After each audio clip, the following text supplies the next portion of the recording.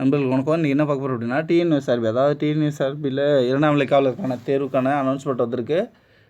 இப்போ இதில் என்ன கேட்டிருக்காங்க அப்படின்னா, எழுத்து தேர்வு, உடற்தகுதி தேர்வு, இது ரிட்டன் எக்ஸாம், ஃபிசிக்கல், இது ரெண்டுக்கும் வந்து எப்போ நடக்கும் அப்படின்னு சொல்லி கேட்டிருக்காங்க. நம்ம வந்து முன்னெல்லாம் வந்து 2011, 10 அந்த மாதிரி டைமில் நம்ம சொல்லலாம், இந்த டைமில் இவ்வளோ நாட்களில் இவ்வளோ நேரத்தில் நடக்கும், நம்ம அதுக்காக ப்ரிப்பேர் ஆகிடலாம், ஒன்றும் பிரச்சனை இல்லை அப்படின்னு சொல்லலாம். ஆனால் இப்போ இருக்கக்கூடிய காலகட்டத்தில் நம்ம இந்த மாதிரி வந்து எதுவுமே சொல்ல முடியாது. ஏன் அப்படின்னா, அடுத்து நெக்ஸ்ட் இயர் வந்து எலெக்ஷன் வந்து அனௌன்ஸ் பண்ண போகிறாங்க. ஸோ எலெக்ஷன் அனௌன்ஸ் பண்ண போகிறதுனால நம்ம ஏற்கனவே இந்த போலீஸ் எக்ஸாம் பொறுத்தவரையிலும் அனௌன்ஸ் பண்ணிட்டனால அதை பற்றி ஒன்றும் பிரச்சனை இல்லை, அதோட ப்ராசஸ்லாம் கண்டினியூஸாக நடந்துகிட்டே இருக்கும்.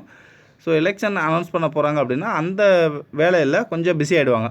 அதே சமயம் இப்போ இருக்கக்கூடிய இயற்கை கால சூழ்நிலையும் நம்ம வந்து சரியாக சொல்ல முடியாது. எப்போ என்ன வரும், மழை பெய்யும், வெயில் அடிக்கும், ஸோ அதையும் நம்ம வந்து எதுவும் சொல்ல முடியாது. அதனால் எழுத்து தேர்வு எப்போ நடக்கும் அப்படிங்கிறத நீங்கள் எதிர்பார்த்து என்றைக்குமே இருக்காதீங்க. குறிப்பாக சொல்லணும் அப்படின்னா, எழுத்து தேர்வை பொறுத்த வரையிலும் உங்களுக்கு வந்து இன்றைக்கி வந்து லாஸ்ட் டேட், எக்ஸாம் அப்ளை பண்ணுறதுக்கான தேர்வுக்கு விண்ணப்பிக்கிறதுக்கான கடைசி தேதி இன்றைக்கி அப்படின்னா, இன்னிலேருந்து 10 நாளில் கூட உங்களுக்கு எக்ஸாம் வரலாம், ரிட்டன் எக்ஸாம் வரலாம். அந்த ரிட்டன் எக்ஸாம் முடித்து ஒரு 3 நாளில் வந்து நம்மளுக்கு வந்து எல்லா விதமான ஆன்சர்ஸும் தெரிஞ்சிடும். ஒரு வாரத்தில் ரிசல்ட் வந்துடும். அந்த ஒரு வாரத்தில் இருந்து நமக்கு அடுத்த ஒரு வாரத்தில் கூட ஃபிசிக்கல் நடக்கலாம். ஸோ எதுக்குமே நீங்கள் தயாராக இருங்க. நீங்கள் நம்மளுக்கு வந்து இன்னொரு இதில் ஒரு 45 நாள் இருக்கும், அதில் ஒரு 45 நாள் இருக்கும் அப்படிங்கிற கணக்கெலாம் மனக்கணக்கு போட்டுக்கிட்டு இருக்காதீங்க. உங்களுக்கான டைம் வந்து ரொம்பவே கம்மியாக இருக்கும். அது உங்களுக்கு அடுத்தடுத்த வாய்ப்பு கிடைச்சிது அப்படின்னா நீங்கள் அதை பயன்படுத்திக்கிங்க. நீங்கள் ப்ரிப்பேர் பண்ணுறதா இருந்தாலும் சரி, ஃபிசிக்கலுக்கு தயாராகிறதா இருந்தாலும் சரி, எக்ஸாம் ப்ரிப்பரேஷனாக இருந்தாலும் சரி, ஃபிசிக்கலுக்கு தயாராகிறதா இருந்தாலும் சரி, இப்போலேருந்தே கொஞ்சம் அப்படியே நீங்கள் தயாராகிட்டே வாங்க.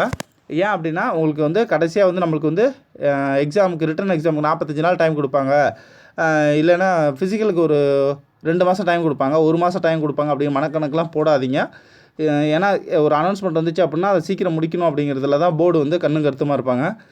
இந்த மாதிரி இருக்கக்கூடிய கால சூழ்நிலையில் இப்போ திடீர்னு வந்து போர்டால் வந்து இதை கண்டினியூ பண்ண முடியலன்னு வைங்களேன், எல்லா ஸ்டூடெண்ட்டுக்கும், இதை அப்ளை பண்ண எல்லா ஸ்டூடெண்ட்டுக்கும் வந்து, இல்லை எல்லா போட்டியாளர்களுக்கும் வந்து ரொம்பவே கஷ்டமாக போயிடும். இது செலெக்ஷனை முடிச்சுட்டு யார் செலக்ட் ஆகிறாங்களோ இல்லையோ அது அடுத்த ஸ்டெப்பு.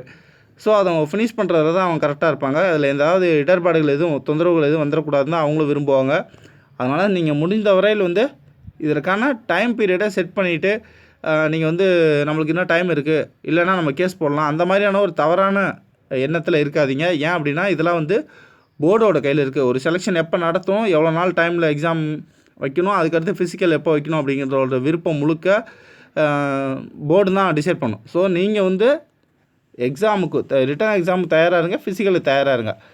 உங்களுக்கு வேறு ஏதாவது டவுட்ஸ் இருந்துச்சு அப்படின்னா கமெண்ட்ஸில் சொல்லுங்கள். நன்றி.